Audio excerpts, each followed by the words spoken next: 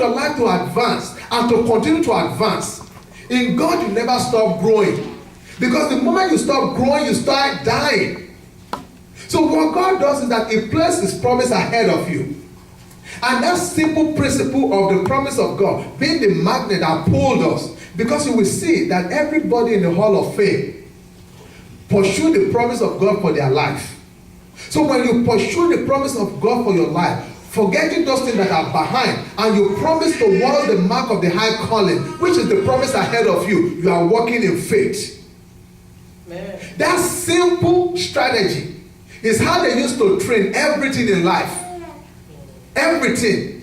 Do you know they can use bee to detect drug hidden in any place? It's the same principle they use to train all kinds of dogs.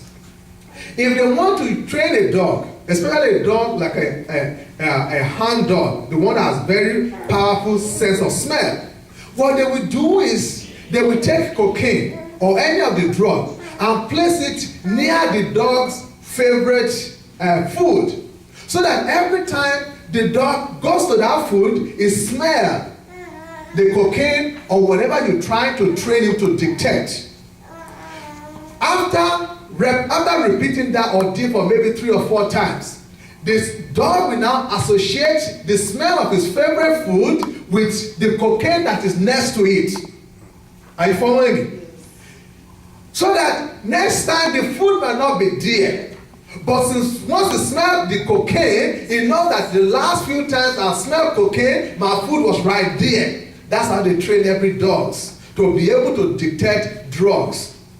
It's called association. You start associating pleasure with the thing they want you to detect. If they want to train a dog to sniff and detect bomb-making material, they simply, while they are training the dog, they put the smell of the bomb-making material close to his favorite food. And after a few repetitions, he starts associating the smell of the bomb-making material to the food. And so what they do is that they will just put the bomb-making material, the cocaine, in a hidden place. They set the dog loose.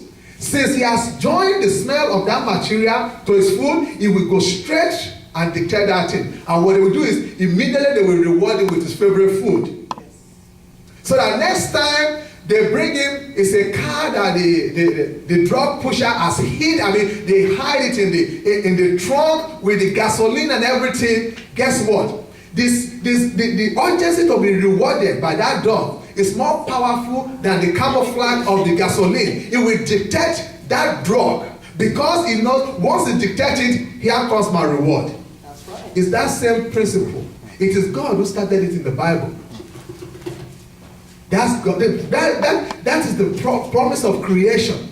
For you and I, until we understand how God works, we will struggle. That what God does is that He will say, I will bless you. I'm going to do this in your life. I'm going to manifest myself in your life. And that's what He did to Abraham. He told Abraham, I want you to move from your father's house to a place I'm going to take you. You don't know the place, but I'm taking you there. And when he finally got there, He showed him all this land. He said, all this land I will give to you and your children. He didn't give it to him. He promised to give it to his children.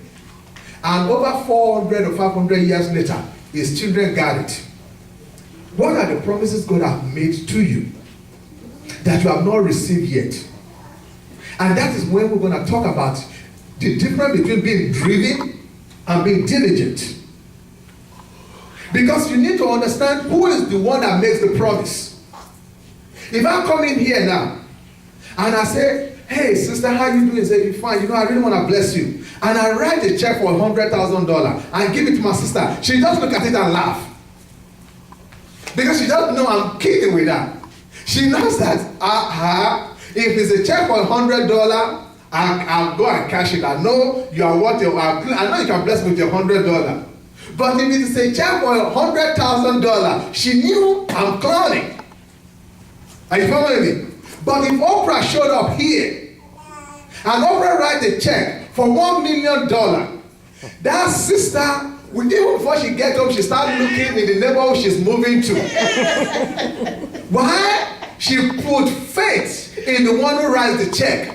It would be stupid of her for Oprah to come in here with her television camera and say, I'm just doing random act of blessing and give you $1 million check. And is this real or fake?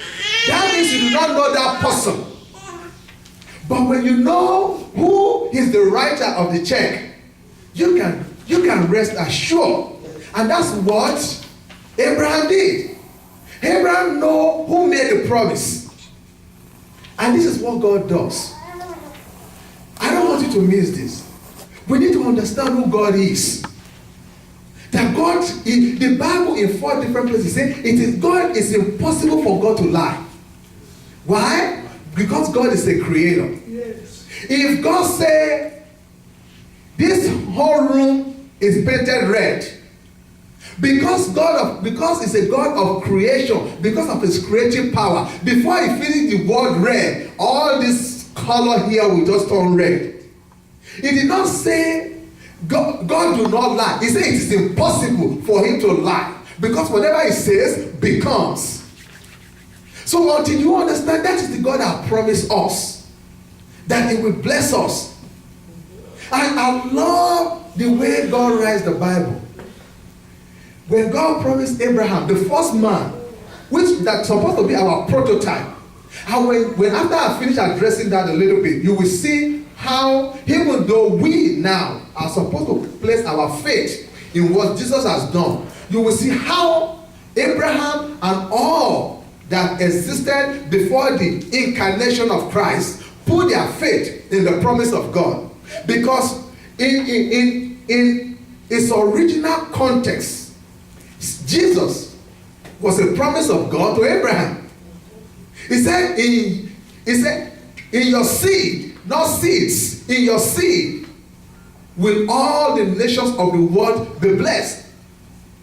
And in the book of Galatians, Paul tells us that the promise of God to Abraham was to the seed, not seeds, not plural, singular.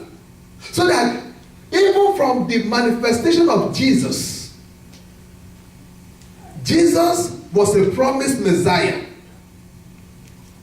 He was ahead of the people. And because they understand who God is, they follow the attraction that is ahead of them. Don't lose your traction for what has attracted you to Christ.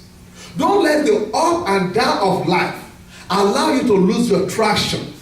Because Christ is all that we need to get all our needs met. Christ is all you need to get all your needs met. But God is not into microwaving. God is a slow cooker. Why? The blessing of God. He said we need to walk worthy of the calling of God in our life. When I woke up this morning and I text around, and one of my parishioners here texts back that she will not be in church with her sister and her brother this morning because she has to work. And the Lord just spoke to me that said, see, when you start teaching about diligent today, you'll be speaking to yourself.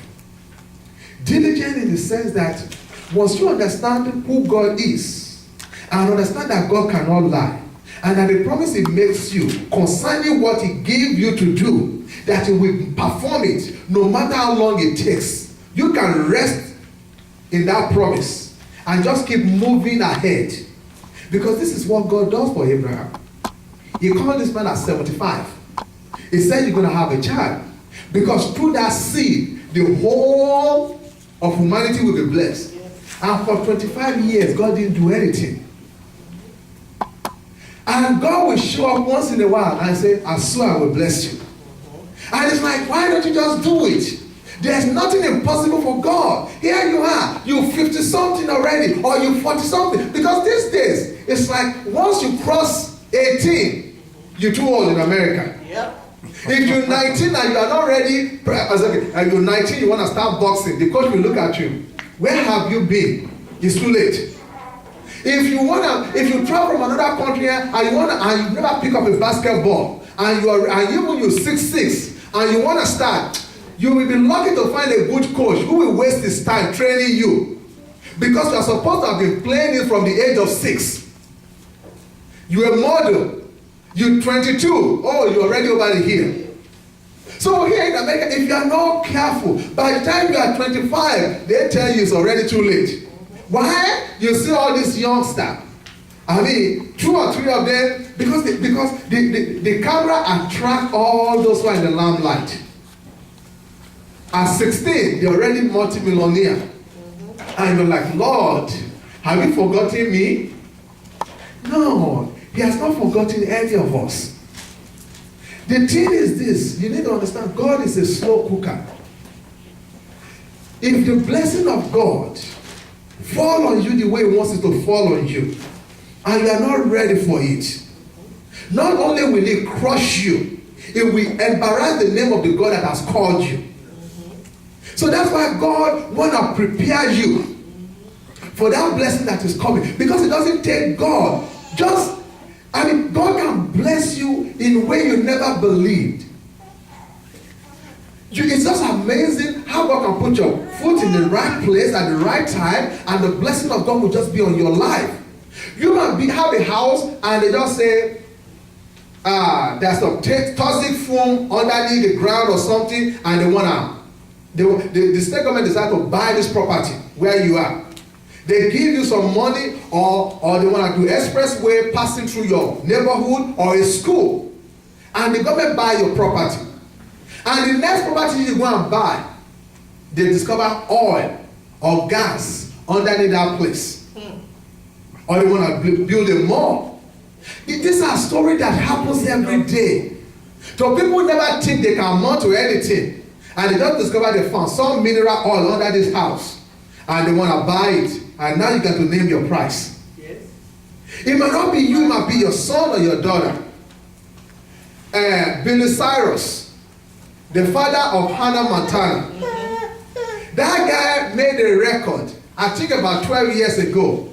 I've forgotten the title of the record. But the record said, but it was a one-album wonder. He never made any other one. And people forgot about him. 10 years later, or 12 years later, he has shown up the daughter. Yes. The last I read about Hannah Montana, he was making 1.5 million a week. Yes. Either I make the money or my kid makes the money, as long as the money is in my family.